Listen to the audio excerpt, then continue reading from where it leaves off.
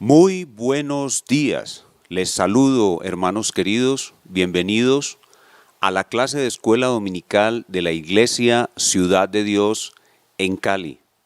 Tengo el gusto de invitarlos a esta enseñanza sobre la Confesión de Fe de Londres de 1689, muy necesaria para que estemos unidos y fuertes en la doctrina. Para esta clase es indispensable que tengas en tus manos el libro de la Confesión de Fe. Este libro, si no lo tienes, vamos a darte un vínculo donde lo puedas descargar. Debes tenerlo en tu mano para poder seguir las enseñanzas. Sin más, los invito a estas enseñanzas, que el Señor edifique su iglesia y nos haga fuertes en la fe. Dios les bendiga. Padre nuestro, tu palabra es el único y verdadero fundamento. Tú estableciste cimientos en el mundo y no serán conmovidos. Y tu palabra, tu verdad, es el único y verdadero cimiento. Es el cimiento para el cosmos y es el cimiento para la vida de tu iglesia y es el cimiento para la vida de cada uno de tus elegidos. Tu palabra nos pregunta, ¿qué ha de hacer el justo si fuesen destruidos los fundamentos? La respuesta está implícita en la misma pregunta: permanecer en tus fundamentos. Nosotros creemos que tú eres el único y verdadero Dios y que tú has hablado y que tú has puesto estos fundamentos. Nuestra mente, nuestra alma, nuestro ser interior ha sido dañado por el pecado y totalmente desconfigurado, de tal manera que nosotros no somos los seres humanos que debemos ser. El Señor Jesucristo ha hecho un gran milagro de salvación en nosotros. Tu Espíritu Santo nos ha dado una nueva vida, pero nosotros aún necesitamos mucho de este fundamento. Necesitamos conocerlo y después de conocerlo necesitamos afirmarlo y después de afirmarlo necesitamos afirmarlo aún más, aún más, aún más, hasta que sea como la roca de los siglos, la verdad eterna, inconmovible en el corazón de tu pueblo. Fortalécenos con poder en el hombre interior por tu Espíritu, porque el Espíritu nuestro está dispuesto para la verdad, dispuesto, pero nuestro pensamiento aún es muy débil. Y por eso es que pecamos, y por eso es que retrocedemos hacia el mundo, y por eso es que tenemos miedo cuando viene la aflicción, porque nuestro pensamiento es muy débil. Pero tú nos has dado tu verdad, y estos fundamentos son tu verdad. Ayúdanos a profundizar en ellos, confírmanos en ellos, arráiganos en ellos, y que como miembros de una iglesia local, la cual es columna y baluarte de la verdad, vivamos de tu verdad, por tu verdad y para tu verdad, por el resto de nuestras vidas. Te damos gracias por este día hermoso, que es el día santo, el día de reposo, el día que Dios nos ha dado para que nos acerquemos a Él aún más, y te pedimos que en este día nos enseñes. Te damos gracias porque también nos has dado pastores maestros, hombres dotados por ti para enseñar tu palabra con verdad y con fidelidad. Enséñanos en esta tarde de conferencia de confesión de fe a afirmarnos en tus verdades y transforma nuestros corazones. Que las verdades profundas y absolutas que vamos a estar estudiando hoy se afirmen profundamente en nuestros corazones y cambien nuestra forma de vivir en este mundo. Y todo esto te lo pedimos en el nombre del Señor Jesucristo. Amén. Vamos a repasar cuáles son las verdades fundamentales que hemos estado estudiando hasta hoy. Vamos a repasar solamente sus nombres. ¿Cuál es la primera verdad fundamental que hemos visto? Inspiración plenaria y verbal de las Sagradas Escrituras. Si alguna persona viene por primera vez y quiere escuchar el estudio que hemos hecho de cada una de estas doctrinas que estamos repasando en este momento, lo puede hacer en la internet, en la página del Seminario Reformado Latinoamericano. ¿Cuál es la segunda? La grandeza y soberanía de Dios. Tercera doctrina fundamental, la Trinidad. En estos días le preguntaba a los solteros en la reunión, ¿Te casarías tú con una persona que duda aún de la doctrina de la Trinidad? No. Cuarta, el decreto de Dios. Quinta, la predestinación. Sexta, la soberanía de Dios y la responsabilidad humana. Séptima, la doble naturaleza unipersonal en Cristo. Octava, la justificación por la fe sola, sola fe. Novena, las doctrinas de la gracia, 5 doctrinas claves que resumen la doctrina de salvación y que muestran a Cristo como un poderoso Salvador. ¿Cuál es la primera de esas doctrinas de la gracia? Depravación total humana. ¿Cuál es el enemigo número 1 en el siglo XX? El mito del libre albedrío. El mito del libre albedrío. Siguiente doctrina, elección incondicional. Dios ha elegido desde antes de la fundación del mundo quiénes serían su pueblo. Siguiente, la expiación limitada. La muerte de Cristo no es por todo el mundo, es eficaz. Cristo murió por los suyos, por su pueblo, por su esposa. Cristo ha amado a su esposa desde la eternidad y la amará hasta la eternidad. Cristo tiene una sola esposa y es por eso que no crean que uno cuando, por ejemplo, está enseñando a los solteros, a mí tal vez las cosas que más me llevan a orientar solteros son las cosas que aprendo de teología, no de la vida práctica, sino de teología. En estos días meditando en el amor de Jesucristo por su esposa, la iglesia. Jesucristo ha amado a su iglesia desde toda la eternidad. Por eso, ¿saben qué es lo ideal para el matrimonio? Lo ideal para el matrimonio es que ustedes lleguen a la juventud y sus padres les hayan enseñado que deben enamorarse de una sola mujer y entregarse a esa sola mujer por toda su vida. Y por eso hablamos de virginidad emocional. Quisiéramos que ningún joven de la iglesia de Cristo se enamorara sino una sola vez para toda la vida. El primer hombre del cual se enamore sea su esposo para toda la vida. Y para poder lograr eso hay que casarse primero antes que enamorarse. Por eso, ¿por qué debe ser así? Porque Cristo se enamoró o ama a su esposa desde la eternidad y hasta la eternidad y ama a una sola. Por eso la mujer y el hombre que quieren honrar a Cristo con su matrimonio deben llegar a enamorarse de un solo hombre y estar con ese hombre por toda la eternidad. Por eso Cristo murió por su esposa, por la iglesia, no por todo el mundo, sino por su esposa. La siguiente doctrina, llamamiento eficaz o gracia irresistible. La siguiente, perseverancia final de los santos. La salvación es segura. La salvación es segura. Nada nos puede separar del amor de Cristo. La siguiente doctrina, arrepentimiento para vida eterna. Hoy veíamos en Cantar de los Cantares que el Señor ama a la esposa arrepentida. El Señor ama a la esposa arrepentida. Y el arrepentimiento garantiza ¿qué? Un perdón seguro y perfecto. Muy bien, y la última clase que vimos fue esta. La vigencia permanente de la ley moral de Dios. Pregunto, ¿ya se saben los 10 mandamientos?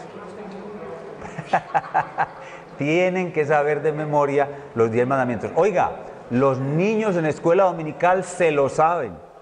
Ay de ustedes si no se lo saben. Ya, yo veré. Muy bien. Bueno, vamos a avanzar hoy. Vamos a avanzar hoy a una doctrina siguiente muy importante. Con este simbolito que vemos en la pantalla, vamos a corrernos un poquito para que vea la cámara también. Este simbolito que vemos en la pantalla, vamos a hablar en el día de hoy de una doctrina muy importante. Es la importancia de la iglesia local y su membresía oficial. Esa será la doctrina que veremos hoy. La importancia de la iglesia local y su membresía oficial. La importancia de la iglesia local y su membresía oficial. De eso vamos a hablar en el día de hoy. Es decir, que nos vamos a mover a un territorio de la teología sistemática que se conoce como eclesiología. Eclesiología, estudio de la iglesia, lo que la Biblia enseña sobre la iglesia. Vamos a ver solo algunos pocos detalles. Y esto corresponde con el capítulo 26 de la Confesión de Fe Bautista de Londres de 1689. Muy bien, vamos a hablar de la iglesia local. Vamos a hablar de la iglesia local. Y vamos a comenzar viendo que la iglesia del Señor Jesucristo tiene dos dimensiones. En la iglesia del Señor Jesucristo se pueden reconocer dos dimensiones. Una es la iglesia universal, que se compone de todos los hombres, mujeres, jóvenes, viejos y niños que han sido convertidos y serán convertidos en algún momento de sus vidas. Esa es la iglesia universal, es decir, el conjunto de todos los hombres y mujeres que van a ser salvados. Mejor dicho, la nueva humanidad. Eso es la iglesia universal. La iglesia universal. Y la segunda versión, el segundo elemento que podemos distinguir en la iglesia de Cristo es lo que llamamos iglesia local. Iglesia local.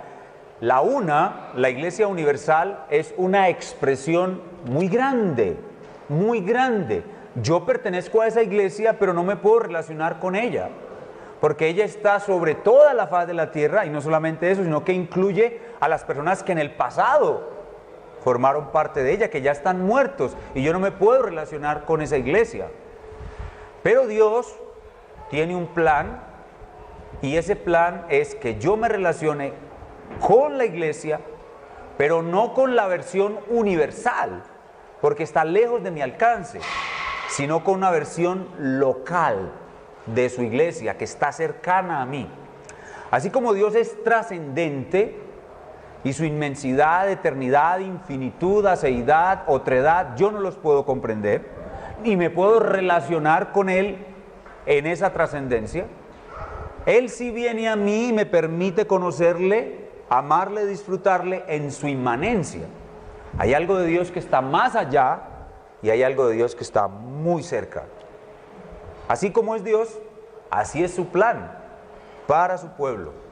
Que haya una parte de su pueblo que es universal e inalcanzable, que solo la ve Él, la iglesia universal solo la puede ver Él, y otra parte que está muy cercana, muy inmediata, con la cual yo puedo interactuar y relacionar. Entonces vamos a ver en las Escrituras cómo la iglesia es el plan de Dios para el avance de su reino en el mundo, pero en particular la iglesia local. La iglesia local. Y algunos hermanos, cuando entienden estos dos conceptos, iglesia universal e iglesia local, algunos hermanos con problemas en su madurez dicen: yo soy miembro de la iglesia universal, y todos decimos amén, pero no necesito pertenecer a una iglesia local, y todos decimos ahí estás mal, porque el plan de Dios para su reino, para el avance de su reino en el mundo, el plan de Dios para tu vida y para mi vida, todo lo que Él me quiere dar en cuanto a su salvación, me lo va a dar a través de una iglesia local bíblicamente constituida. Muy bien, vamos a mirar los textos en las Escrituras. Vamos a Mateo capítulo 16, versículos 17 y 18. Mateo capítulo 16, versículos 17 y 18, la extraordinaria confesión de Pedro, lo que el Señor le dijo a la samaritana de una, como veíamos hoy, se demoró mucho para decírselo claramente a sus discípulos. Por eso vemos la gran deferencia y el amor que Dios tiene por la mujer. Muy bien, Mateo 16, 17 y 18. Entonces, vamos a leer desde el 15 para que el texto tenga más sentido. Mateo 16, 15. Él les dijo: ¿y vosotros, quién decís que soy yo? Respondiendo Simón Pedro dijo: tú eres el Cristo, el Hijo del Dios viviente. Entonces le respondió Jesús: bienaventurado eres, Simón, hijo de Jonás, porque no te lo reveló carne ni sangre, sino mi Padre que está en los cielos. Y yo también te digo, que tú eres Pedro, y sobre esta roca edificaré mi iglesia, y las puertas del infierno, o Hades, no prevalecerán contra ella. Ahí vemos claramente la aparición de esa institución que dice el Señor Jesucristo, Él mismo fundará sobre esa piedra. La piedra no es Pedro. En el texto, cuando dice, y tú eres Pedro, y sobre esta piedra, la piedra no es Pedro. El resto de las escrituras muestra claramente que la piedra es el mismo Jesús, ahora declarado en esa verdad que Pedro pronunció. Tú eres el Cristo, el Hijo del Dios viviente. Esa es la piedra, Cristo es la piedra. Sobre esa verdad de que Cristo es la piedra, el Hijo del Dios viviente, dice Jesús, yo edificaré mi iglesia. La palabra iglesia, del término griego eclesia, significa sacar, sacar hacia afuera. De un grupo de personas que tienen todo en común, Dios saca de ese grupo a unas personas hacia afuera para que sean algo especial. Esos que son sacados de un grupo, de una masa, es sacar de ese grupo, sacar de esa masa, sacar hacia afuera, guiar hacia afuera, forman una nueva entidad, una nueva institución. Esa es la iglesia. El pueblo de Israel es la nación de Dios del Antiguo Testamento, pero no es la iglesia. Ellos, los judíos salvados del Antiguo Testamento, pertenecen a la iglesia, pero cuando ellos fueron convertidos, la iglesia no existía como institución. La iglesia fue fundada por Cristo cuando Él llega sobre la faz de la tierra. Escoge a sus discípulos. Cuando muere hay más o menos 500 discípulos. Y sobre esos 500 discípulos envía al Espíritu Santo. Y el día de Pentecostés es inaugurada oficialmente la iglesia del Señor Jesucristo. Es a eso que Él se refiere cuando dice, y sobre esta piedra edificaré mi iglesia. Aquí, en esta expresión, mi iglesia se refiere a todos los que Él va a sacar. Recuerden que eso significa iglesia, ser sacado de. Todos los que Él va a sacar y los va a unir, a fusionar, va a crear con ellos una nueva institución. Todos esos son su iglesia. Así que todos los convertidos, desde el primer siglo hasta el día de hoy, que han vivido en Cristo y han muerto en Cristo, son la iglesia de Jesús. Esos son la iglesia universal. Los que están parados sobre esa roca que es Cristo, son la iglesia universal. Esa es la primera expresión de la iglesia universal. Pero hay otra expresión de la iglesia universal, de la iglesia de Cristo, que está inmersa, hace parte de esa iglesia universal, pero es la facción o la parte de la iglesia con la cual Dios quiere que nosotros interactuemos, y es la iglesia local. Vayamos a Mateo capítulo 18, Mateo 18, versículo 15 al versículo 20. Este pasaje vamos a volver a citarlo en una clase siguiente que hablará sobre la disciplina de la iglesia local. Ese es el tema del pasaje. Pero aquí solo quiero que notemos que existe algo que se puede llamar iglesia local. Mateo 18, 15. Por tanto, si tu hermano peca contra ti, o si tu hermano peca, ve y repréndele estando tú y él solos. Si te oyere, has ganado a tu hermano. Mas si no te oyere, toma aún contigo a uno o dos, para que en boca de 2 o 3 testigos conste toda palabra.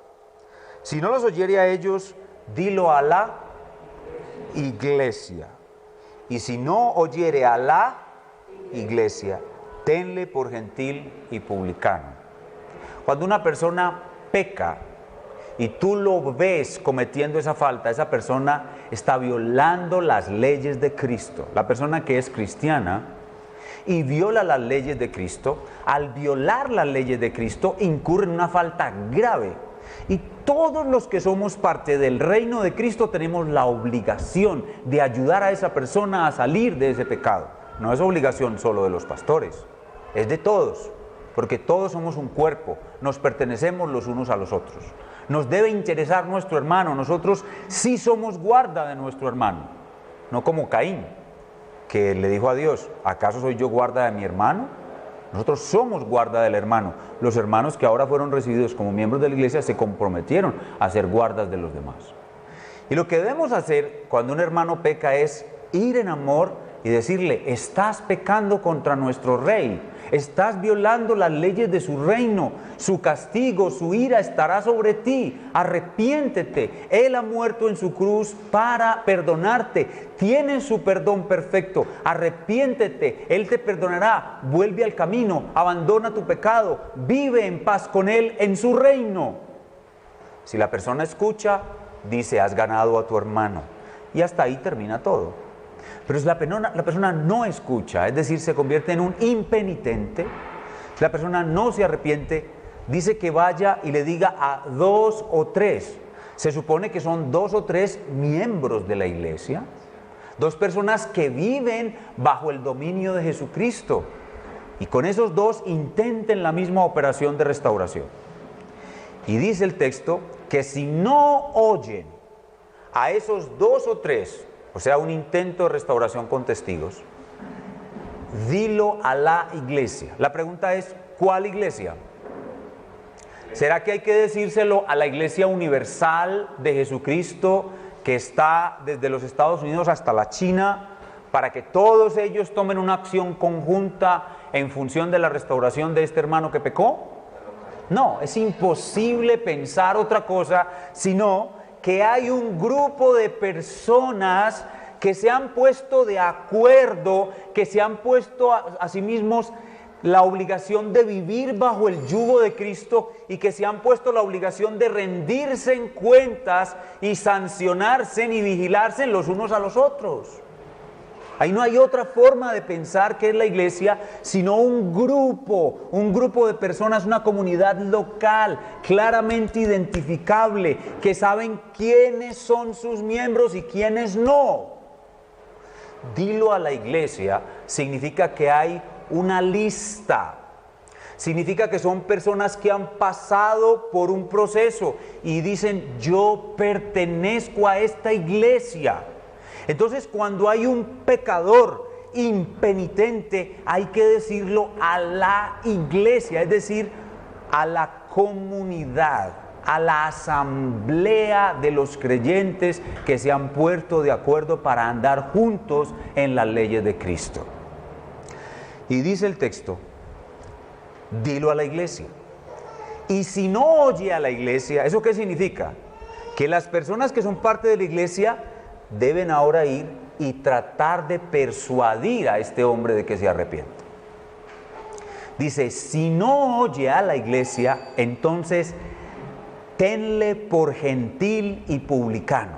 Es decir, en el lenguaje judaico del primer siglo, dice, ténganle por un inconverso. Es decir, ese hombre con lo que está haciendo y el negarse a arrepentirse de todo corazón, está declarando con sus obras que no es cristiano, que no está bajo el dominio de Cristo y por tanto deben expulsarlo de la iglesia. Eso significa tenle por gentil y publicano, expúlsenlo. ¿Eso qué implica?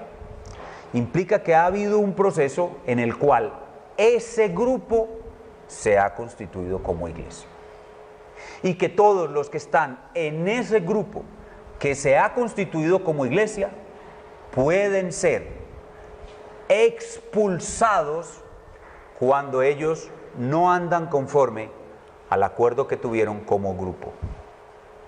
Hermanos, a mí no me pueden expulsar del Club de Leones, porque yo nunca he sido miembro del Club de Leones.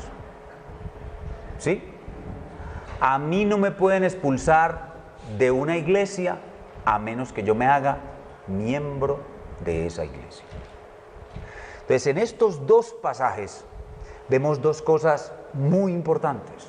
Uno, que la iglesia local, es decir, la comunidad de creyentes que se han puesto de acuerdo en una doctrina y que se han constituido bajo las leyes de Cristo, lo cual implica que deben haber ancianos que los pastorean, diáconos que los ministran en sus necesidades y miembros que se ponen de acuerdo para andar juntos. Este pasaje nos muestra que ese es el plan de Dios para su reino en el mundo, que el mundo entero debe estar lleno de iglesias locales, bíblicamente constituidas, con sus ancianos, sus diáconos y sus miembros. Eso es una iglesia bíblica. Y el mundo entero debe estar lleno de iglesias bíblicas. Ese es lo primero que vemos en este pasaje. Y segundo, vemos que es absolutamente necesario para cualquier creyente, para cualquier persona recién convertida, hacerse miembro oficial de una iglesia local bíblicamente constituida. Segundo, es absolutamente necesario que todo creyente que ha sido convertido a Cristo se haga miembro oficial de una iglesia bíblicamente constituida. Veamos cómo en una organización así, en una institución así, el Señor Jesucristo avanza su reino en este mundo. Hechos capítulo 2, versículos 40 al 41. Aquí vamos a ver la constitución de la primera iglesia local sobre la faz de la tierra. ¿Quién la constituyó? ¿Cómo la constituyó? Y cómo este grupo era la agencia del reino de Dios sobre la faz de la tierra. Y a través de ella, Dios avanzaba su plan en el mundo. Hechos 2:40. Y con otras muchas palabras testificaba y les exhortaba diciendo: sed salvos de esta perversa generación. Eso es la iglesia. La iglesia es un conjunto de aquellos que han sido salvados, sacados de esa perversa generación y traídos a la salvación de Dios. 41. Así que los que recibieron su palabra, la palabra de Pedro, fueron bautizados. Este es el símbolo de haber entrado al reino de Dios. Y se añadieron aquel día como 3,000 personas. La primera iglesia de Jesucristo fueron 3,500 personas. Y perseveraban en la doctrina de los apóstoles, en la comunión unos con otros, en el partimiento del pan y en las oraciones. Ahí tienen la primera iglesia bíblica constituida y funcionando. ¿Cómo se formó? Dios Espíritu Santo vino sobre aquellos que creyeron en Cristo después de su ascensión, los llena, el primer apóstol predica, se convierte en 3,000 y esos 3,000 entran a ser parte de esa comunidad. ¿Cuál es el símbolo de que ellos han dejado de ser del mundo y ahora son de la iglesia? El bautismo. El bautismo es el símbolo, por eso es que en la iglesia nuestra nadie puede tomar la Santa Cena sin primero bautizarse. El símbolo, la puerta de entrada es el bautismo. Esas personas fueron salvadas y se añaden a la iglesia. Noten, Cristo añade a su iglesia los que han de ser salvados. Los añade, mire, esa palabra añadir es juntar. Añadir es como unir con un pegamento. Eso es añadir. Cuando nosotros venimos a Cristo, hermanos y hermanas, nosotros somos unidos los unos con los otros. Somos ladrillos, nosotros todos somos ladrillos, estamos puestos como ladrillos, el uno pegado al otro, formando las paredes del templo de Dios. Estamos unidos los unos a los otros, unidos. Nosotros somos unidos a Cristo, encristados y unidos los unos con los otros. Somos un cuerpo, un órgano, y en ese cuerpo uno es el ojo, otro es la mano, otro es la nariz, la boca, los pies, etc. Somos una unidad orgánica, un cuerpo. Eso es la iglesia. Somos añadidos, juntados. De manera que una persona que dice, yo soy de Cristo, yo creo en Cristo, pero yo no quiero ser miembro oficial de ninguna iglesia, sin compromiso. Yo voy a tu iglesia, pero sin compromisos. Esa persona está diciendo algo así como esto: yo soy una mano que anda por ahí suelta, revoloteando por toda parte. Yo soy una mano. O yo soy un ojo que anda fuera de un cuerpo por ahí saltando. Un ojo, ping, ping, ping, ping, ping, ping, ping. Eso es lo que él está diciendo. Esa persona no entiende la obra de Cristo. No entiende realmente lo que Cristo hizo por él, ni entiende lo que Cristo quiere hacer en el mundo, y esa persona está siendo rebelde a Cristo. Está siendo rebelde a Cristo, porque dice aquí que él añadió como 3,000 personas. ¿Y para qué los añadió? ¿Para qué los juntó? ¿Para qué los hizo uno? Para que recibieran su verdad de boca de los apóstoles y perseveraban en la doctrina de los apóstoles. Los apóstoles daban el alimento, así como los pastores maestros hoy damos el alimento. Y en la comunión unos con otros, es decir, que ahora somos hermanos y tenemos que tener comunión. De nuevo esa palabra, koinonía, comunión, koinonía. Estamos unidos los unos a los otros, nos pertenecemos, somos hermanos, somos hijos de un nuevo Adán, miembros de una nueva raza, pertenecientes a una nueva familia. En nosotros verdaderamente se va a cumplir aquello de un nuevo orden mundial. Nosotros somos los hijos, los herederos de un nuevo orden mundial. Nuestros hermanos son con nosotros miembros de ese nuevo orden mundial. Y perseveraban también en el partimiento del pan. ¿Qué es el partimiento del pan aquí? La Santa Cena. Entonces, por eso primero el bautismo y luego la Santa Cena.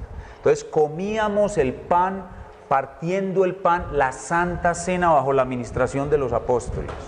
Eso es una iglesia local. Y dice, termina diciendo, y en las oraciones. Es decir, que ellos hacían oraciones públicas, y por eso es que tiene que haber un culto de oración. Tiene que haber un culto de oración donde la iglesia entera como cuerpo se presente ante Dios. Y por eso es que los miércoles en la noche tenemos culto de oración. También esas oraciones se pueden hacer en las casas. Los hermanos que no van al culto de oración pueden reunirse con otros hermanos que viven en la zona y orar juntos en las casas. Lo importante es en ese momento una oración comunitaria o conjunta. Entonces, ¿qué tenemos aquí? Tenemos la primera iglesia local bíblicamente constituida. La primera iglesia local bíblicamente constituida. Esta primera iglesia local terminó su desarrollo cuando, además de los apóstoles, se ordenaron ancianos o pastores y diáconos. En Hechos capítulo 6 se ordenan los diáconos y en Hechos capítulo 15 vemos que hay ancianos, además de los apóstoles, que pastorean la iglesia de Jerusalén. Esta es la primera iglesia bíblicamente constituida. Y conforme a ese modelo, el Espíritu Santo lleva al apóstol Pablo, que es el apóstol a los gentiles, a constituir todas las demás iglesias entre los gentiles y a partir de ahí todas las demás iglesias en toda la historia de la humanidad. Veamos Filipenses capítulo 1, versículo 1. Conforme a este modelo, se establecen entonces todas las iglesias locales en el resto de la faz de la tierra y en el resto de la historia de la humanidad. Filipenses capítulo 1, versículo 1, es el encabezamiento de la epístola. El apóstol Pablo describe allí a la iglesia en Filipos. Dice, Pablo y Timoteo, siervos de Jesucristo, a todos los santos. ¿Qué significa la palabra santo? Apartado. Entonces, ¿fue apartado de dónde? De la masa caída, apartado. Sacado, eso significa iglesia, ser sacado, apartado, a todos los santos en Cristo Jesús, es decir, que están unidos a Cristo, que están en Filipos, es la ciudad donde estará una iglesia local, Filipos, con los obispos. ¿Quiénes son esos obispos? Los pastores o ancianos, la palabra obispo, anciano, pastor, o presbítero son lo mismo, se refiere a la misma persona. Son los varones que han sido escogidos por Dios para dirigir la iglesia. Y sus diáconos, que son otros varones que han sido escogidos para colaborar en la administración de la iglesia y ministrar misericordia. Los ancianos o obispos representamos a Cristo en su función docente y los diáconos representan a Cristo en su función misericordiosa, en su función de caridad. Entonces, ¿qué es una iglesia local?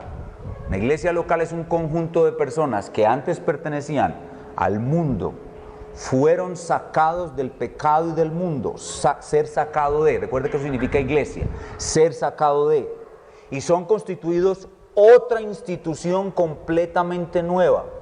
¿Cómo está constituida esa institución totalmente nueva? Bueno, hay unos ancianos, hay unos diáconos y hay unos miembros. Es decir, unas personas que se han puesto completamente de acuerdo para andar juntos en la obediencia a Cristo Jesús. Eso es una iglesia local bíblicamente constituida. Tiene una sana doctrina, tiene obispos ordenados bíblicamente, diáconos ordenados bíblicamente y una membresía establecida bíblicamente. Eso es una iglesia bíblicamente constituida. Veamos en Hebreos capítulo 13, versículo 17, este elemento tan importante de los pastores. Hebreos 13, 17.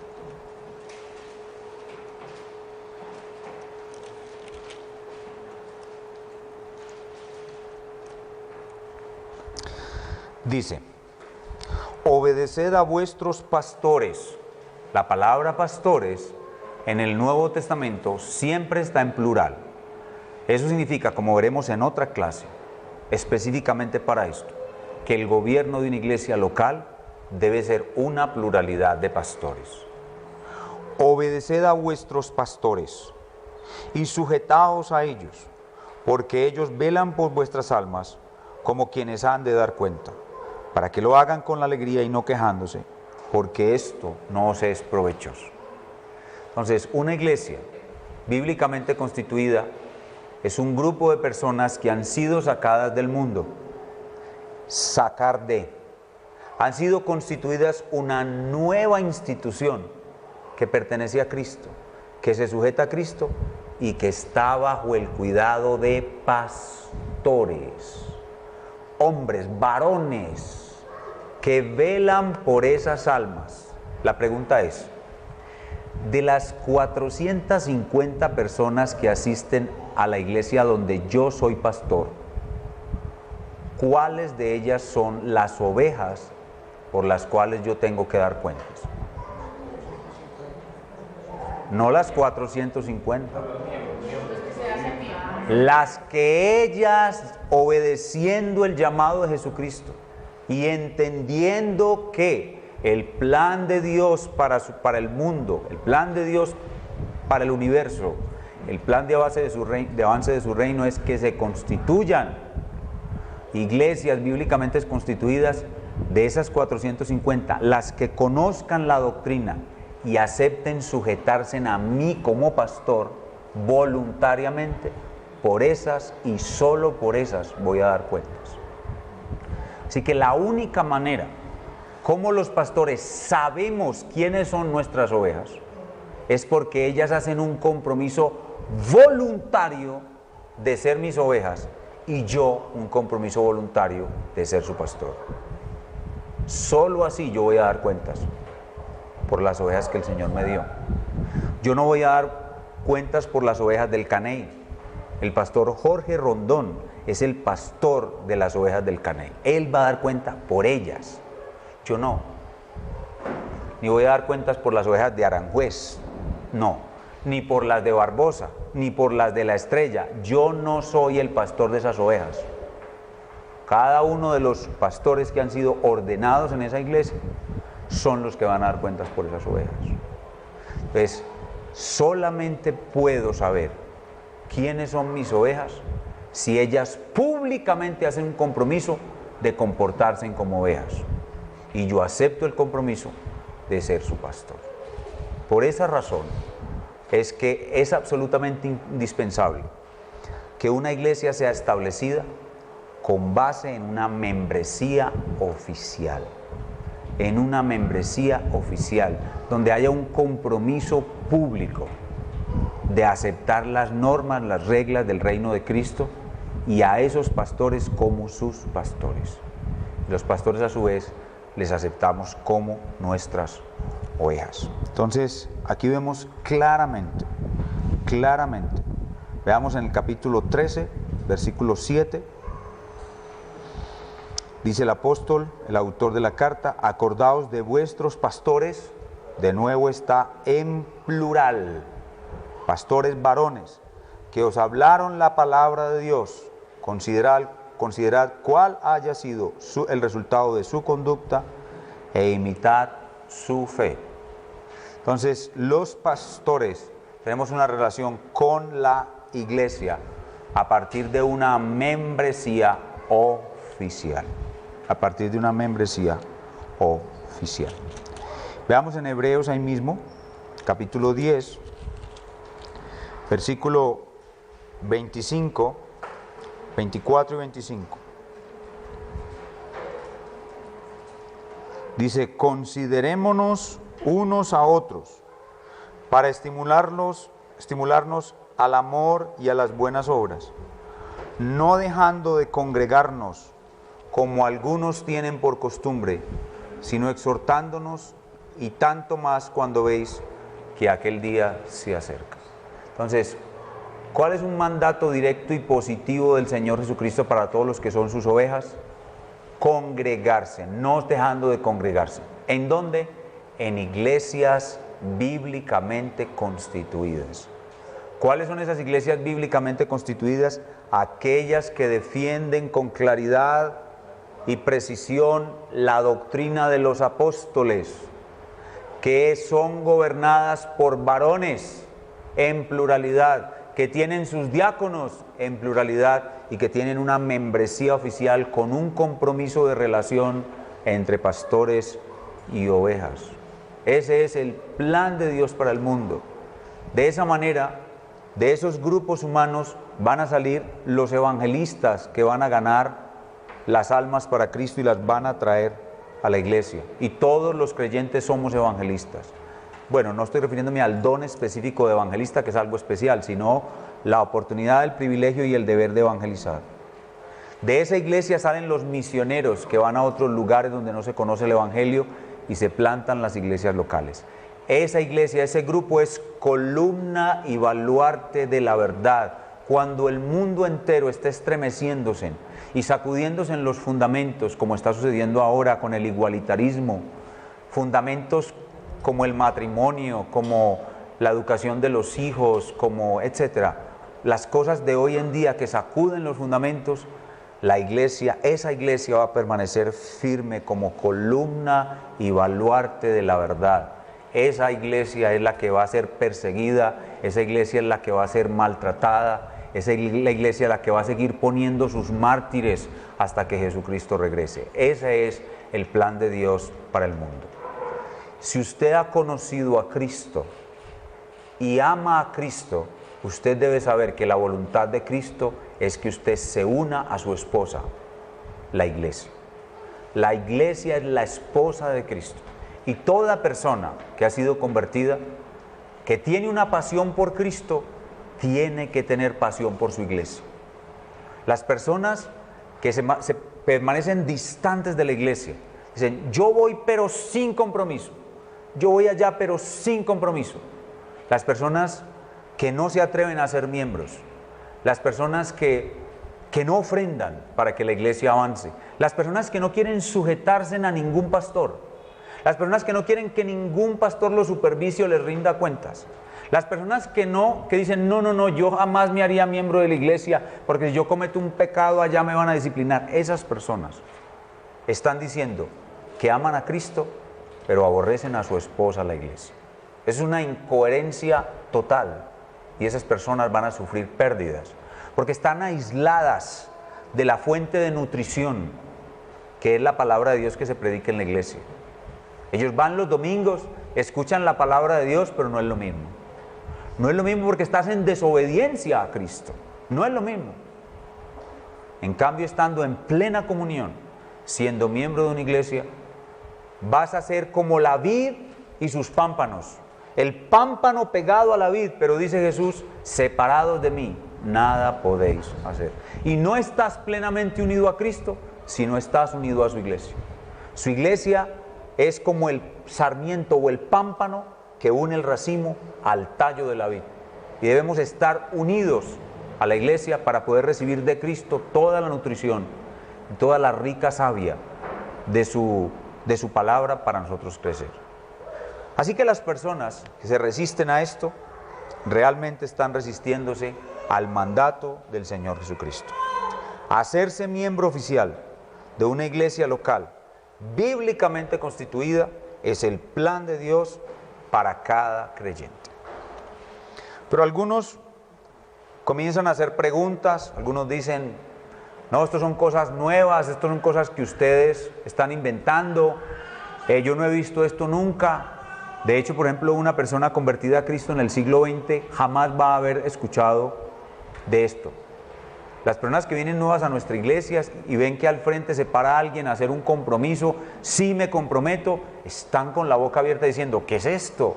Esto debe ser alguna herejía antigua. No, es la práctica de la iglesia del Señor Jesucristo durante todos los siglos, porque la iglesia antigua sí entendió que la iglesia tiene que tener una membresía oficial. Escuchen cómo la Confesión de Fe de Londres de 1689, hoy escuchen bien, 1689, declara que debe ser la relación entre un creyente y una iglesia local. Dice, todos, en todo el mundo, que profesan la fe del Evangelio y obediencia a Dios por Cristo conforme al mismo, que no destruyen su propia profesión mediante errores fundamentales o conductas impías, son y pueden ser llamados santos visibles, y de tales deben estar compuestas todas las congregaciones locales. Todas las congregaciones locales están compuestas de creyentes que no destruyen la fe con herejías y cuyo comportamiento es un comportamiento digno de su llamamiento. Esos deben constituirse en iglesias locales por todo el mundo, alrededor de la faz de la tierra. Pero algunos se preguntan, pastor, ¿por qué no es suficiente con asistir a un grupo de oración en una casa o ser meramente simpatizante de la iglesia? Ha ocurrido, sobre todo en el último tiempo, que muchas casas abren sus puertas para la predicación del Evangelio. Eso está muy bien, excelente. Ojalá todos aquí tuviéramos un grupo en nuestra casa donde van muchas personas a escuchar el Evangelio, familiares, vecinos, etc. Ojalá todos tuviéramos un grupo de estudio bíblico en la casa. Pero algunas personas se niegan a salir de ese grupo de estudio bíblico en la casa y creen que dar el paso siguiente, que es asistir a una iglesia local, no es necesario. Que con ir allí, con haber conocido a Cristo allí, con recibir la palabra allí, con cantar himnos allí durante la semana es suficiente. No, ese no es el plan de Dios. Los grupos en las casas son una cosa muy hermosa, muy bendita, que Dios ha usado mucho para hacer crecer su iglesia, pero no debemos quedarnos allí. Nosotros tenemos una experiencia muy dolorosa aquí en Medellín. Los hermanos de Estados Unidos vinieron y se dieron cuenta de que había un par de hermanos que tenían grupos de oración por las casas de muchas partes de la ciudad y sumaban más o menos 250 personas sumando todos esos grupos de oración. Entonces el hermano Noé Acosta, un hermano maravilloso que ustedes ya conocen, le dijo a esos hermanos, vamos a comprar una casa, vamos a fundar una iglesia y nosotros los vamos a respaldar para que se constituyan una iglesia, porque ustedes no pueden dejar a esas personas simplemente asistiendo durante la semana a un día, a una enseñanza bíblica en la casa. Ustedes tienen que tener pastores, esas personas deben exponerse a la predicación en el día del Señor, y le mostró todos estos aspectos de la bibliología, de la eclesiología. Compramos una casa en Boston, se hizo una primera reunión inaugural, asistieron las 250 personas, ese día hubo lechona, y hubo de todo, pues como ustedes se imaginarán, y al domingo siguiente fueron 30 personas, y al domingo siguiente 25, y al domingo siguiente 20, y ese grupo nunca se constituyó como una iglesia y hubo que deshacerlo y la casa venderla. ¿Por qué? Porque esas personas llevaban años, muchos años, siendo alimentados en un grupo de oración en una casa durante la semana. Por eso cuando se les dijo que ese no era el plan de Dios y que ellos debían comprometerse con una iglesia local y ponerse bajo la disciplina y la supervisión de los pastores y contribuir económicamente para pagar el arriendo, para pagar los servicios, que los pastores deben tener su salario, su asignación, dijeron, no, sin compromisos. Si no es el grupito de oración en la casa, no me interesa. Porque muchos años estuvieron recibiendo esa enseñanza deformada. Cuando usted ve a una persona llegar a Cristo, lo mejor que usted puede hacer por esa persona es acercarla a una iglesia local. Porque si no, esa persona va a empezar a recibir deformaciones que no la van a llevar a este que es el plan de Dios, que es ser miembro de una iglesia local bíblicamente constituida. Pastor, entonces, ¿por qué no es suficiente con ser simpatizante de la iglesia? Vea, yo voy a la iglesia suya, lo escucho todos los domingos allá gritar. No, eso no es suficiente. No es suficiente. No es suficiente porque la voluntad de Cristo es que se conformen iglesias locales. Y la voluntad de Cristo es que usted sea miembro oficial de una iglesia local. Esa es la voluntad de Cristo. Entonces la pregunta que sigue es, ¿por qué la mayoría de las iglesias de nuestros días no tienen una membresía oficial? La respuesta es, porque vivimos en un mundo sin compromisos. Esa es la primera razón. Y la segunda razón es porque esas personas quieren que haya un versículo en la Biblia que diga, te harás miembro oficial de una iglesia local y levantarás la mano cuando el pastor te pregunte si te comprometes y dirás, sí me comprometo. Ese versículo no existe, pero existe todo lo que acabamos de leer. Es una enseñanza implícita. En Mateo 18, del 15 al 20, está implícita la constitución de la iglesia local y la obligación de hacerte miembro. Entonces, ¿por qué muchas iglesias? Yo hace años, yo comencé esta iglesia donde ustedes están hoy, hace años con 10 cabras y 2 chivos. O sea, eran 12 personas todo el tiempo. Y eran 10 cabras y 2 chivos, le voy a decir por qué. Porque cuando llegó la hora de constituirnos como iglesia local y hacer la membresía oficial y hacer el voto para hacerse miembro oficial, solamente 2 personas quisieron hacerlo. Solo 2. Y éramos por ahí 25 personas. Y solo 2. Y solo una de esas personas sobrevivió hasta el día de hoy. Una.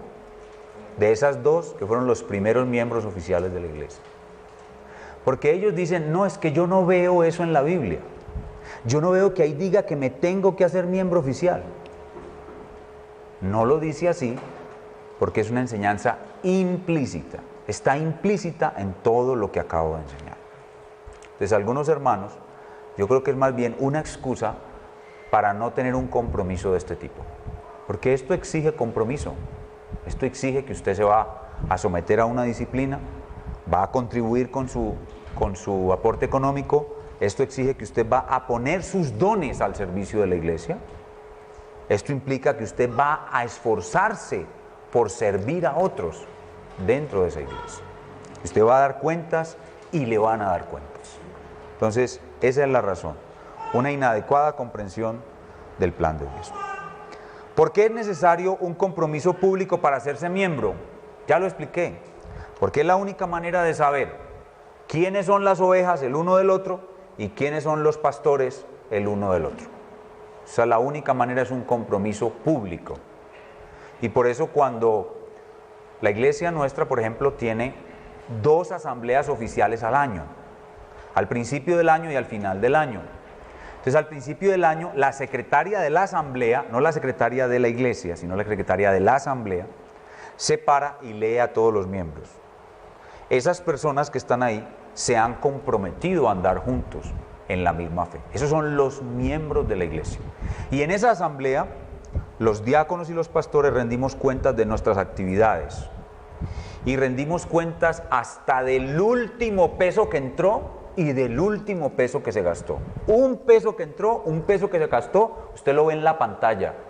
El tesorero con su vocal, con su fiscal y su auditor, hay 3 líneas de supervisión en la tesorería, rinden cuenta hasta del último peso y ahí le dicen a usted cuánto gana el pastor, cuánto gana la secretaria, cómo se define el sueldo del pastor, cómo se define el sueldo de la secretaria, qué dinero se utilizó para la compra de tal otra cosa, cuánto los diáconos le dicen a usted, cuánto se dio en ayudas a los hermanos. Ahí se rinden cuentas 2 veces por año a todos los que son miembros de la iglesia. Y ellos están en una lista, y esas listas tienen su base en el Antiguo Testamento. ¿Usted sabe por qué los sacerdotes de cierto orden no pudieron ejercer el ministerio después de que volvieron del cautiverio? Porque no los encontraron en la lista. O sea que la iglesia es una lista. Y por eso el himno dice, cuando allá se pase lista, a mi nombre yo feliz responderé. Nuestro nombre está escrito en el libro de la vida, nuestro nombre está en una lista, pero ese nombre está escrito aquí en otra lista. La lista de aquí debe ser igual a la lista de allá, aunque no siempre eso es perfecto, porque hay personas que son falsos positivos y están en la lista de aquí sin estar en la de allá. Pero lo ideal es que las 2 listas sean iguales. Tiene que haber una lista de miembros. De hecho, la otra forma por la cual nosotros nos reunimos como asamblea 2 veces por año en la reunión oficial de rendimiento de cuentas. Pero si alguno de ustedes peca y el proceso algún miembro peca y el proceso de disciplina avanza hasta el punto en que hay que decirlo a la iglesia, nosotros nos reunimos de manera extemporánea por casos de disciplina eclesiástica.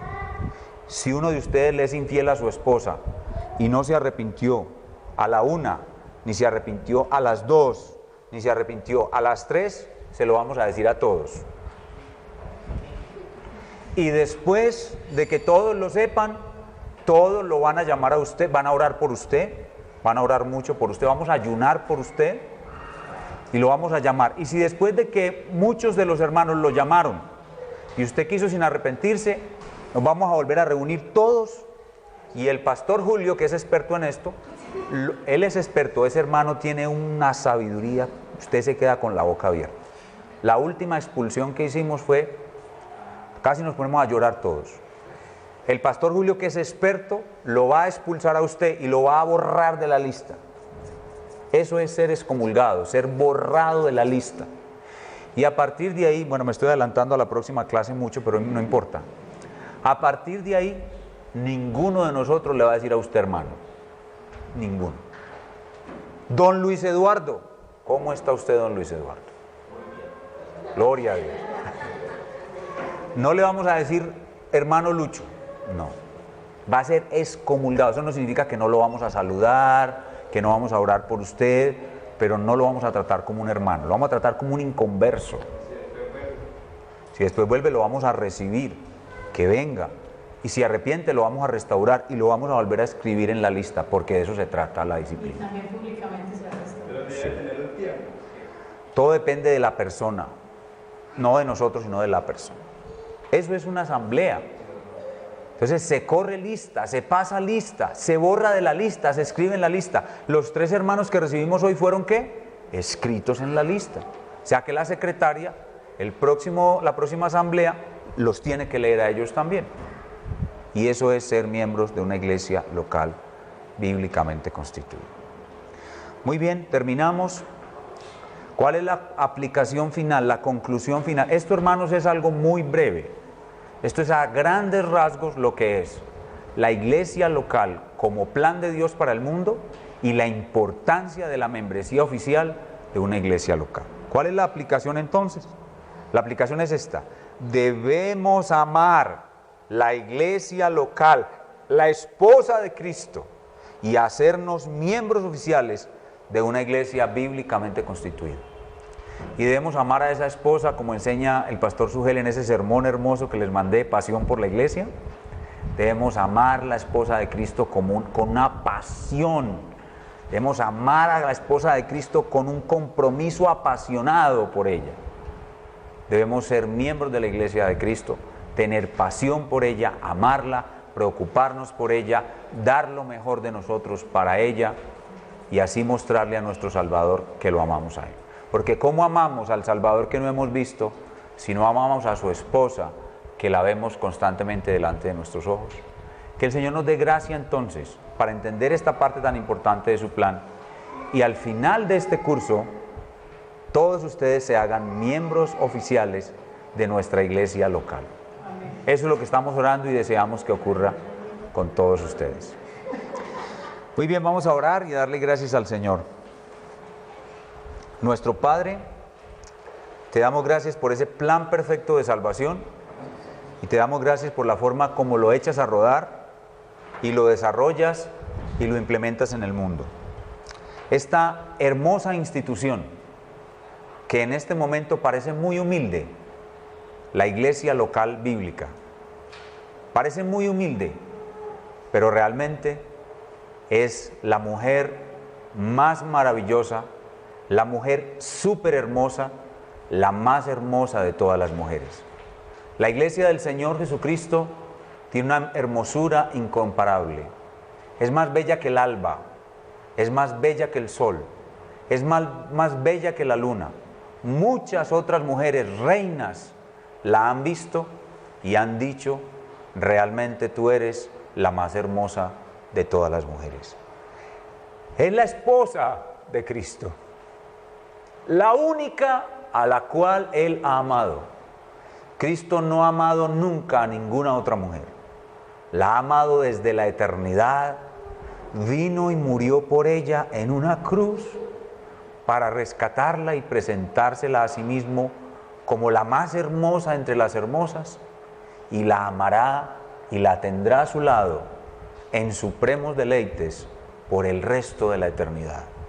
Nosotros que estamos aquí y que vivimos esa realidad por fe de ser la esposa de Cristo, el amor de sus amores, la hermosura y el deleite de sus ojos, concédenos, Señor, amarla como Él la ama, verla como Él la ve y considerar todo lo que Él hizo para poder presentársela a sí mismo como una iglesia gloriosa que no tuviese mancha y arruga.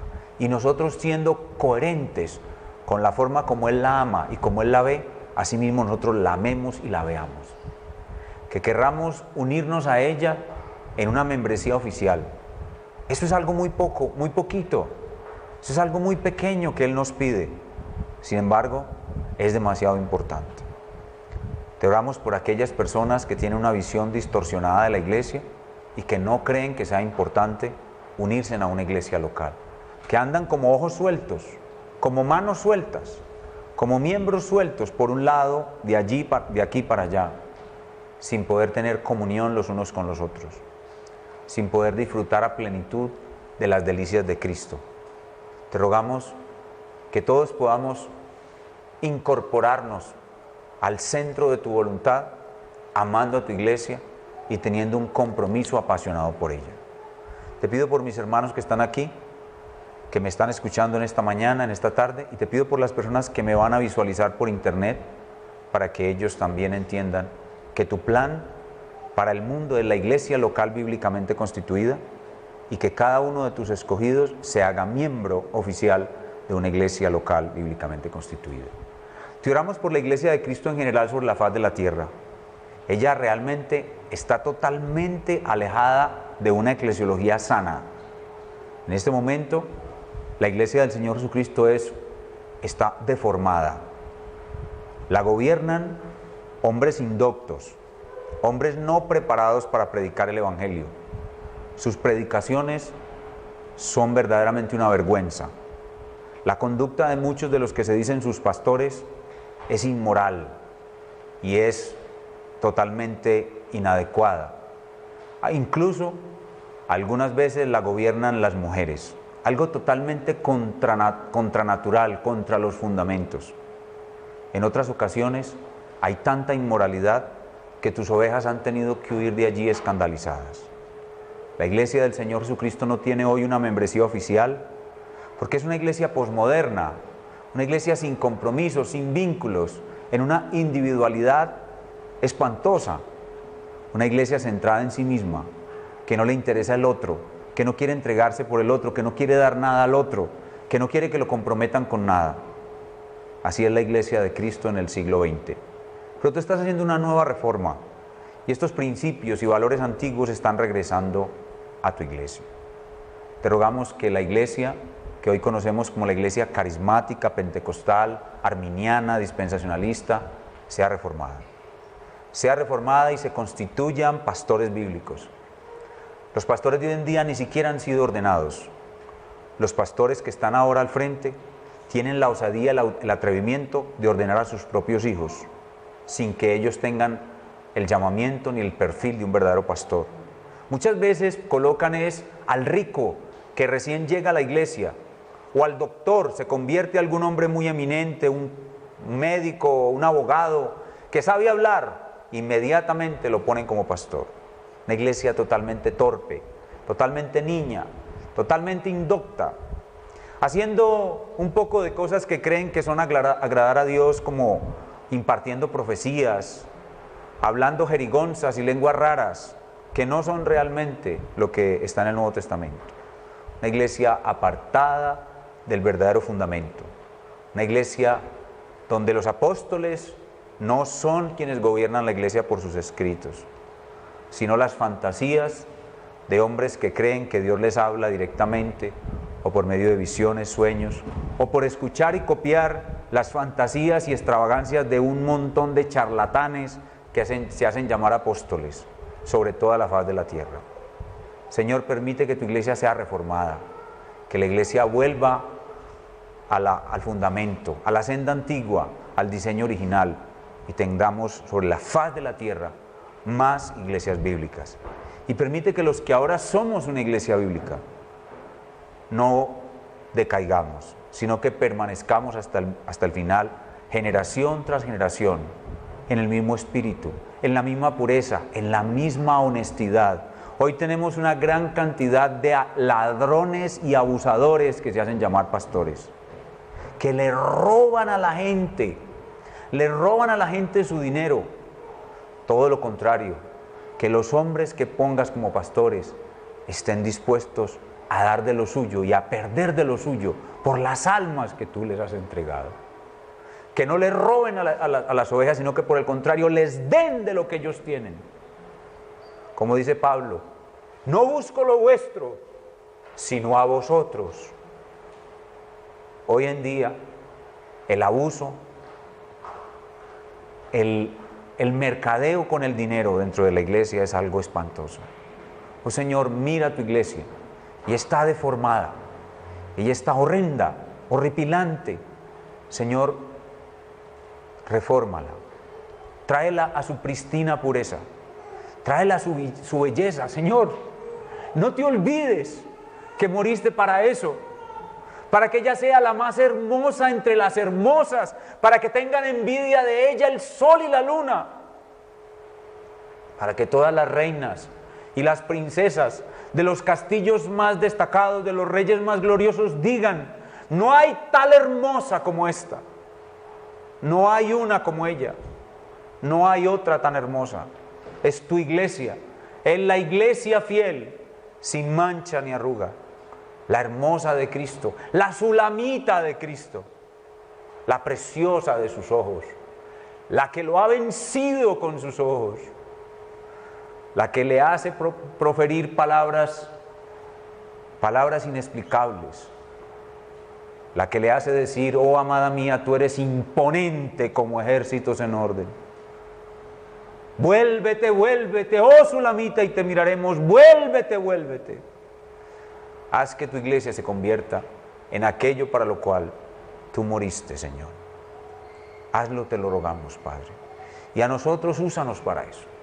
A los que somos pastores como pastores, a los que son diáconos como diáconos, a los que son miembros como miembros, cada uno con su don. A cada uno le has dado un don, a cada uno un talento, una oportunidad, un servicio, que cada uno lo ejerza. Oh Señor, trae a los que han de ser salvos. Aumenta tu iglesia, aumenta tu ejército, y que podamos enfrentarnos al mundo, a este ataque masivo que hay contra los fundamentos, Hay un ataque masivo, brutal, bestial contra los fundamentos, especialmente la ideología de género o el igualitarismo de la posmodernidad. Es un ataque brutal. Señor, debemos estar firmes, fuertes, como columna y baluarte de tu verdad. Oh Dios, que nosotros seamos eso para ti, la preciosa de tus ojos y la columna y baluarte, el fuerte y la fortaleza de tu verdad. Oh, gracias, Padre, por lo que hasta ahora nos has permitido ver y vivir en función de la pureza de tu iglesia. Esperamos mucho más. Sabemos que vendrá mucho más fidelidad, más pureza, más consagración, más eficacia en la predicación de la verdad, más poder en la predicación del Evangelio, más poder para salvar las almas. Oh Señor, sabemos que vendrá mucho más y lo esperamos con deseo. Esperamos poder estar vivos para ver la gloria tuya reflejada en la iglesia de Jesucristo. Oh Padre, y lo que no es iglesia, divúlgalo, expónlo, expón su vergüenza. Si es tu voluntad, destrúyelo. Sin embargo, sabemos que tú vas a dejar permanecer el trigo y la cizaña hasta el momento de la siega. La verdad y el error permanecerán hasta la siega, y allí mostrarás quién es tuyo, quién es verdaderamente tu elegido. Oh, gracias, Padre Dios. Bendícenos pues, Señor, en nuestro deseo de serte fieles, y danos a todos aquí una mayor gracia como miembros de una iglesia bíblicamente constituida. Y todo esto te lo pedimos en el nombre del Señor Jesucristo. Amén. Bueno, mis hermanos, preguntas.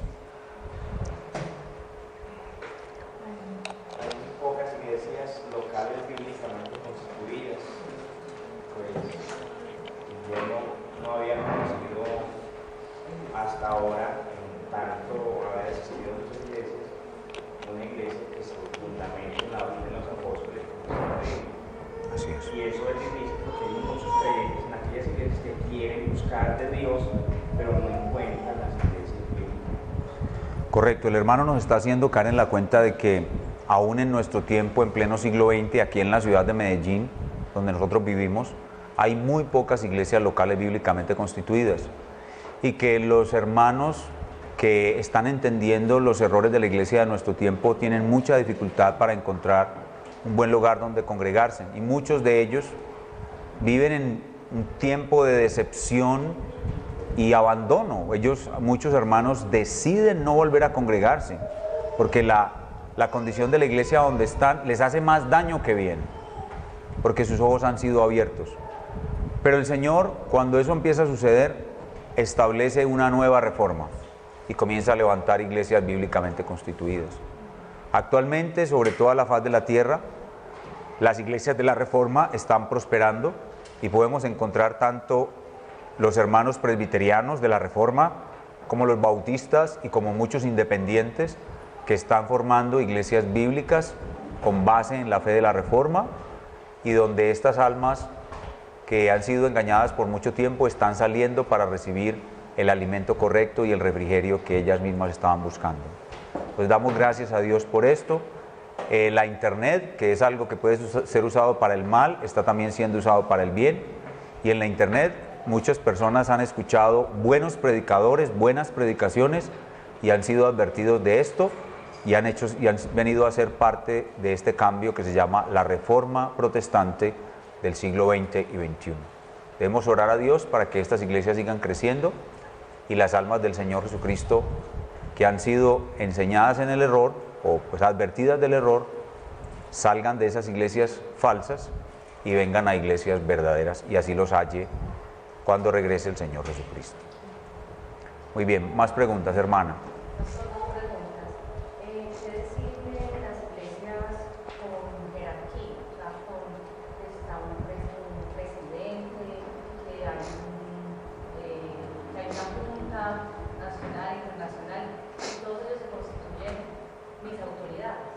Esa es su primera pregunta. Esa es su primera. Sí. Y la segunda, ¿cómo se debe enfrentar el ayuno congregacional? Muy bien. Los hermanos que han montado en sus iglesias estructuras de gobierno y estructuras organizacionales como esa. La hermana está hablando de un presidente fundador, de una estructura piramidal basada en un solo hombre, por ejemplo, o a veces un sistema de supervisión con base en supervisores distritales y otros sistemas jerárquicos muy parecidos a los sistemas humanos.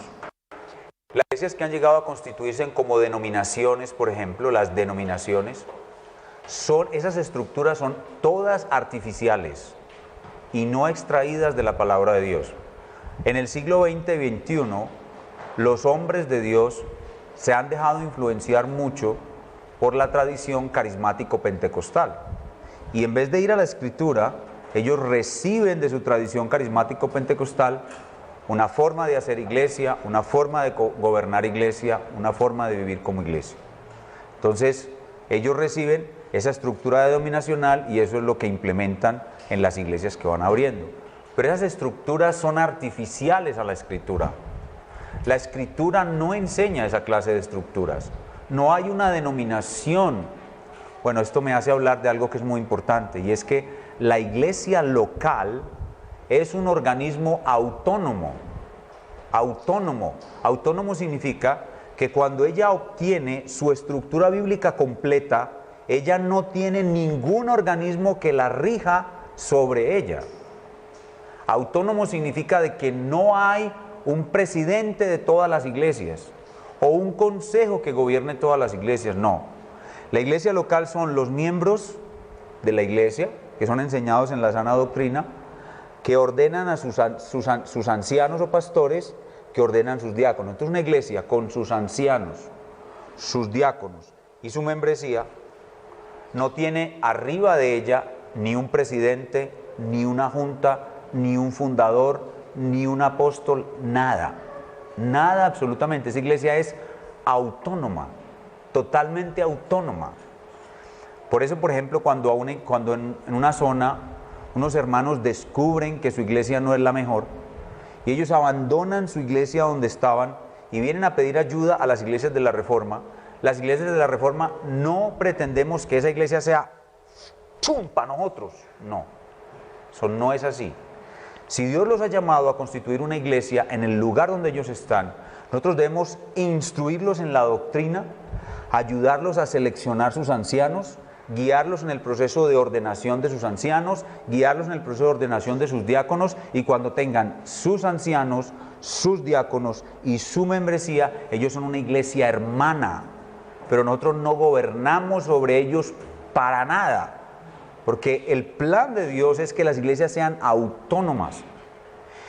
Y cuando tenemos un consejo de ancianos, 2, 3, 4 ancianos, eso lo vamos a ver en la clase siguiente, esos 2, 3, 4 ancianos tienen el mismo voto, la misma autoridad, y todas las decisiones se toman con base en el voto de cada uno. Y puede haber un pastor que fue el fundador de la iglesia que tiene 83 años, a quien todo el mundo respeta, y un pastor que acabó de entrar a ser ordenado con 30 años. El voto del de 30 y el voto del de 80 es igual. Eso lo vamos a ver en la siguiente clase, que es la paridad. La paridad, porque ese es el gobierno bíblico. La Biblia dice que la iglesia debe ser gobernada por unos ancianos.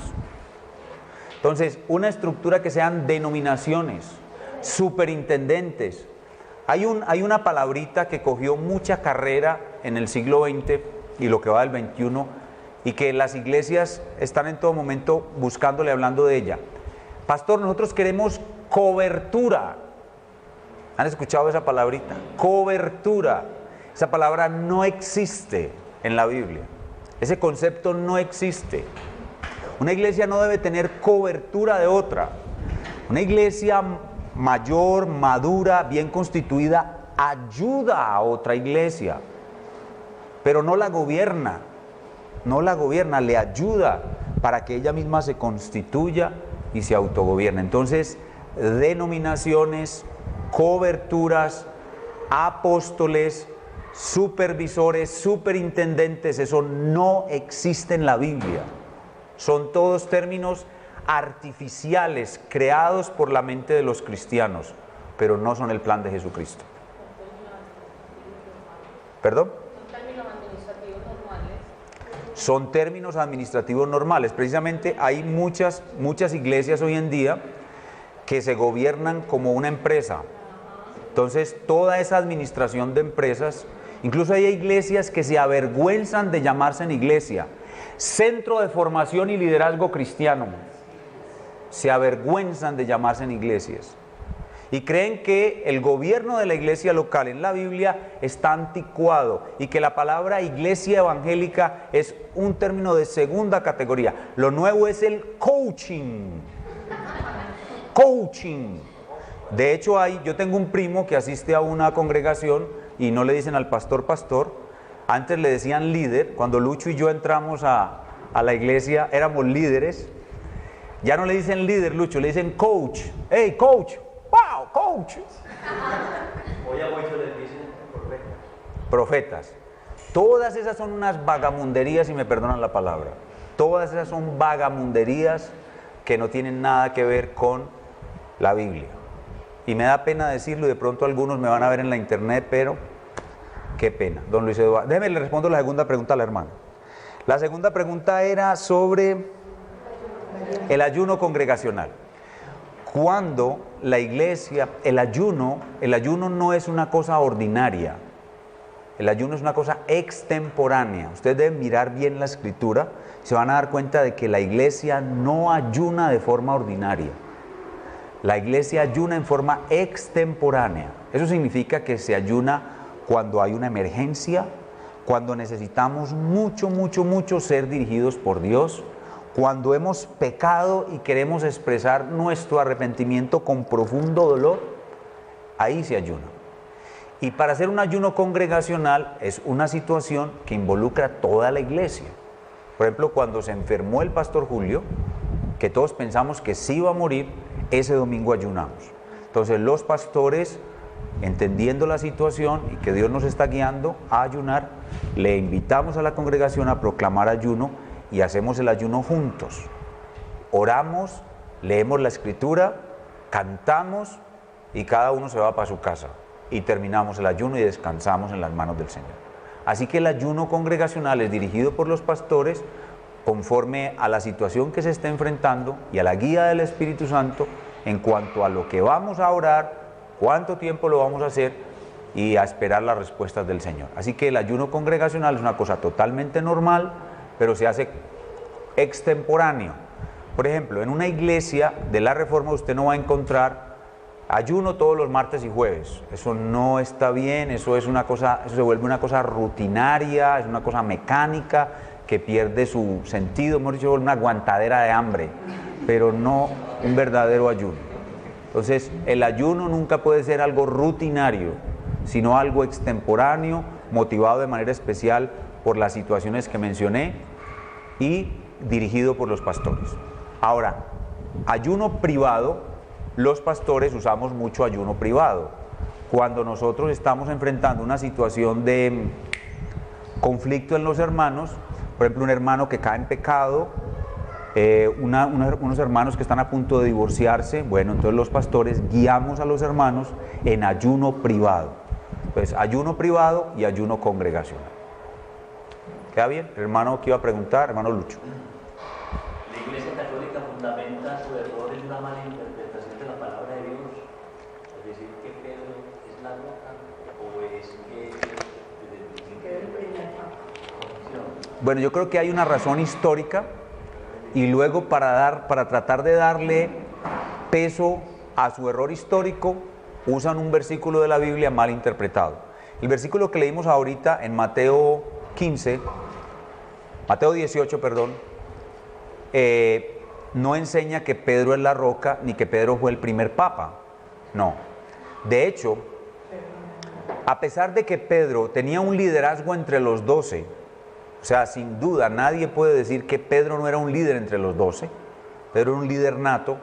Los 12 como cuerpo fueron los obispos universales de Jesús y todos con igual autoridad, solo que Pedro tenía un liderazgo notorio, pero Pedro no fue el primer papa, no tenía mayor autoridad que los demás, sino que él tenía un liderazgo especial.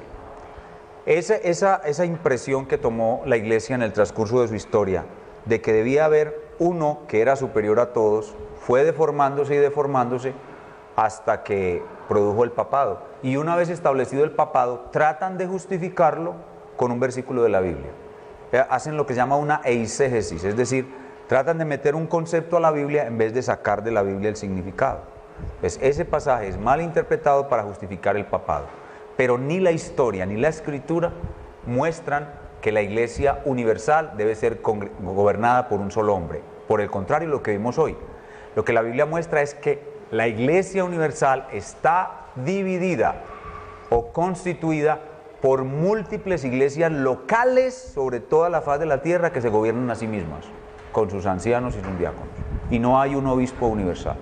Hoy en día se cree, por ejemplo, que un hermano, un misionero, que logró la fundación de 30 iglesias, ese es el apóstol para esas 30 iglesias y que ese apóstol tiene autoridad sobre las 30 iglesias y lo que él diga, eso es. Si somos bíblicos, cada iglesia constituida tiene su propio sistema de gobierno y hasta ahí nadie más debe influir.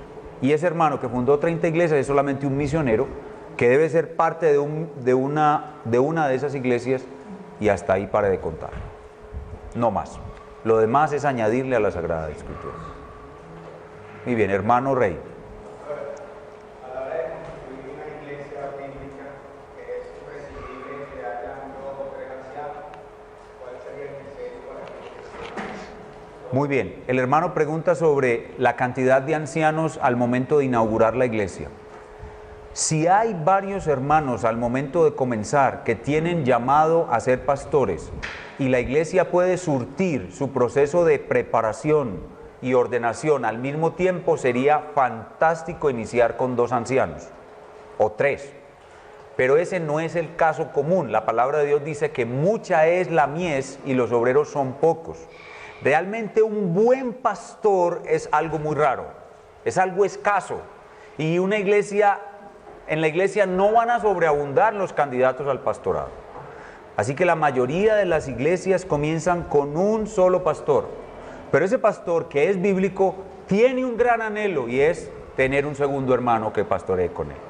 Así que él va a estar orando al Señor Jesucristo que otorgue como don otro hermano y él mismo va a estar echando ojo quién es que es el hermano que va a gobernar con él y él mismo va y lo prepara y él mismo va y dirige la congregación en el proceso de ordenación y él mismo luego